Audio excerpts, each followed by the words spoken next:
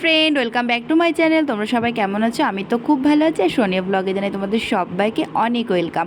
আর একদম রেডি ফেডি হয়ে গেটে তালা দিয়ে ভাবছো যে কোথায় যাচ্ছি? আজকে হচ্ছে বৈশাখ মাসের প্রথম মঙ্গলবার। আর একদম মানে রেডি হয়ে ভাবলাম তোমাদের সাথে ভিডিওটা শেয়ার করি, কারণ সকাল থেকে এত ব্যস্ত ছিলাম, তার মধ্যে আমার একটু মানত ছিল। তো পুরোটাই তোমাদের বলছি, আশা করি সবটাই জানতে পারবে আর বুঝতেও পারবে। তো পুরো ভিডিওটা দেখতে থাকো। দেখেছো বাইরে কি রোদ উঠেছে? একবারে রেডি হয়েই তোমাদের সামনে আসলাম, কারণ অলরেডি বাড়ির সবাই চলে গেছে, এবার আমি যেতে বাকি আছি।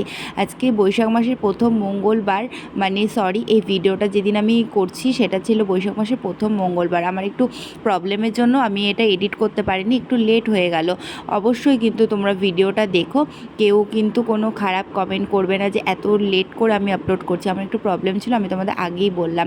তো আজকে হচ্ছে বৈশাখ মাসের প্রথম মঙ্গলবার, মায়ের পুজো, চণ্ডী মায়ের। তোমরা যারা আমার পুরনো ভিডিওগুলো দেখেছো তারা অবশ্যই জানবে বৈশাখ মাসের প্রথম মঙ্গলবার আমাদের মা চণ্ডীর পুজো হয়, মানে চণ্ডী মায়ের পুজো হয়। এটা বৈশাখ মাসের প্রথম মঙ্গলবারই হয়। তো সেখানেই যাচ্ছিলাম রেডি হয়ে। আমি সকালে একবার গেছি, গিয়ে পুজো দিয়ে এসেছি, ওটা নিজের হাতে করেই দিয়েছিলাম। আর এখন যাচ্ছি, সবাই মিলে যে পুষ্পাঞ্জলি দেয় বসে, ওইভাবে এখন পুজো হবে। তার মধ্যে সবাই চলে গেছে, এখন যে কোথায় ওরা আছে আমি তো খুঁজেই পাচ্ছি না। মায়ের যে আটচালাটা সেখানে সবাই বসে আছে, মানে চণ্ডী মায়ের যে আটচালাটা, ওখানে দেখো কত লোক বসে আছে গরমে। ওখানে যেহেতু ফ্যান চলছে আর চারিদিকে শুধু লোক আর লোক। আমাদের এই পুজোটাতে মোট জানো এবারে কত লোক হয়েছিল? 16,000। হ্যাঁ, ভাবতে পারছো? আর আমাদের মা চণ্ডীমা এতটাই জাগ্রত, আমাদের এই পুজোর জন্য কখনো কোথাও কোনো কালেকশানে যাওয়া হয় না। মানে যে যা পারে সে তাই মাকে ভালোবেসে দেয়, মানে দান করা যেটা বলে।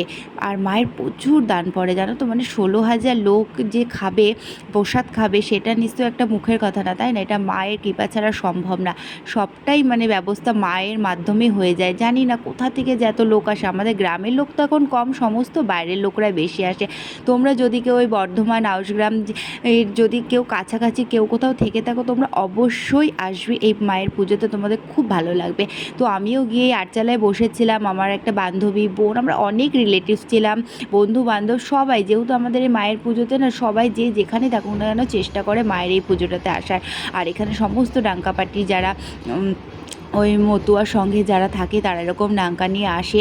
আমিও জানো তো যখন আগে মায়ের এই পুজোতে, আমার তো এখন বিয়ে হয়ে গেছে, আগে যখন আমি এই মায়ের পুজোতে আসতাম তখন কিন্তু আমি খুব এই ডাঙ্কা পার্টির সাথে নাচতাম, ভীষণ ভালো লাগতো। এখনও ইচ্ছা করে কিন্তু পুকুরসোনাকে নিয়ে আর হয়ে ওঠে না। কত লোক দেখেছো, আর সবাই মানে সবাই সবার সাথে কথা বলে, মানে কোনো এখানে ঝুট ঝামেলা অশান্তি এরকম কিচ্ছু নেই। যে এখানে পুজো, মায়ের পুজো হয়ে গেছে, এখন হচ্ছে অঞ্জলি হবে, ওই জন্য আমরা সবাই বসে পড়েছি অঞ্জলি দেব বলে। আর এত গরম হয় না এই দিনটায়, কি বলবো তোমাদের, বীভৎস গরম। তো এবার না একটা জিনিস খুব ভালো লাগে, সবাই দেখছি কম বেশি না হোয়াইট পরেছে। হ্যাঁ, গরমে হোয়াইট পরা খুবই ভালো। তো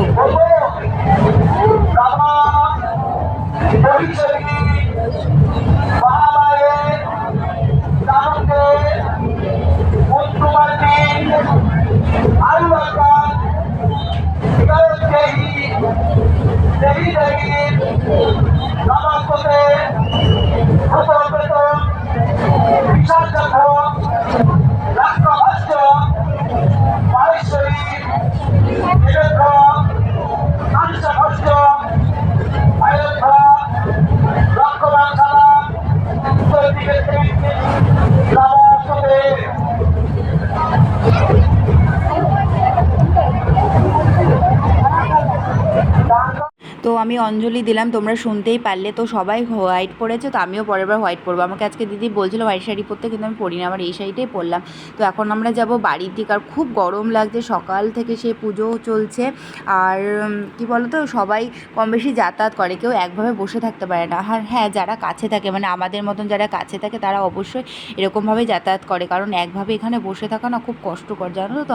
আর আজকে না আমার শরীরটা এত ক্লান্ত ছিল, আমার সকালে একটা মানত ছিল মায়ের কাছে, মানে সেই মানতটা তোমাদের আর বলছি না। তো যাই হোক, আমার সেই জন্য শরীরটা খুবই খারাপ লাগছিলো। আমি না বিকালবেলা মানে প্রসাদ খাওয়া 12টার থেকেই শুরু হয়ে যায়, খিচুড়ি প্রসাদ। তো আমি আর বসে খেতে পারিনি, আমি বাড়ি চলে গিয়েছিলাম, বাবা আমাকে প্রসাদ এনে দিয়েছিল, আমি ঘরে বসে খেয়েছি।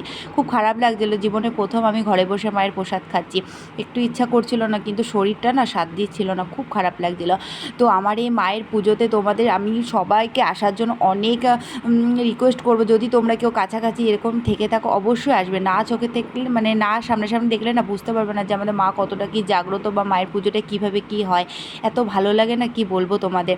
তো আজকে আমার এই ভিডিওটা তোমাদের কেমন লাগলো তোমরা কিন্তু অবশ্যই কমেন্টের মাধ্যমে জানাবে। আর আমি পুরোটাই ভয়েস ওভার দিচ্ছি, কারণ এখানে প্রচণ্ড আওয়াজ হচ্ছিলো, সবাই ভীষণ কথা বলছিল, শুধু অঞ্জলি দেওয়াটা ছাড়া।